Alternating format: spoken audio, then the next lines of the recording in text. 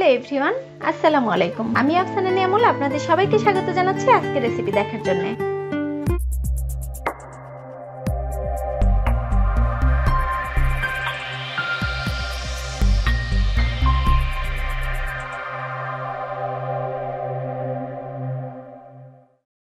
আজকে আমি আপনাদের খুব সহজ এবং মজার একটা রেসিপি দেখাবো, যেটা হচ্ছে থাই স্যুপ। আর এটা তৈরি করা খুবই সহজ, খেতেও অসম্ভব মজা হয়। তাই মনে হলো এত সুন্দর এবং সহজ একটা রেসিপি আমি আপনাদের সঙ্গে শেয়ার করি, তাই ভিডিওটা তৈরি করলাম। তাহলে চলুন রেসিপিটা দেখে আসি। আমি দুটো ডিমের কুসুম ব্যবহার করেছি। দিয়ে দিচ্ছি হাফ কাপ বোনলেস চিকেন। আমি এখানে ফ্রোজেন মাশরুমটা ব্যবহার করেছি, তবে আপনাদের কাছে যদি কাঁচাটা অ্যাভেলেবেল থাকে আপনারা সেটাই ব্যবহার করবেন। কয়েকটা চিংড়ি মাছ দিয়ে দিচ্ছি। 1 টেবিল চামচ সুইট চিলি সসটা ব্যবহার করেছি। দিয়ে দিচ্ছি 1 চামচ বিট লবণ, 1 চামচ শুকনা মরিচের গুঁড়া, 2টো কাঁচামরিচ এবং অল্প একটু আদা বাটা দিয়ে দিচ্ছি। 1 টেবিল চামচ টমেটো সস ব্যবহার করেছি। সয়া সস দিয়ে দিচ্ছি 1 টেবিল চামচ।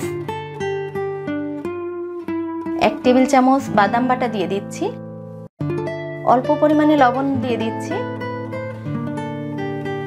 আর 1 চামচ লেবুর রস ব্যবহার করেছি। কর্নফ্লাওয়ার দিয়ে দিলাম 2 টেবিল চামচ। এবার 2 কাপ পানি ব্যবহার করছি। এই সব উপকরণগুলোকে খুব ভালো করে মিক্স করতে হবে, যেন কোনো ডিমের কুসুম অথবা কর্নফ্লাওয়ারটা দলা পেকে না থাকে।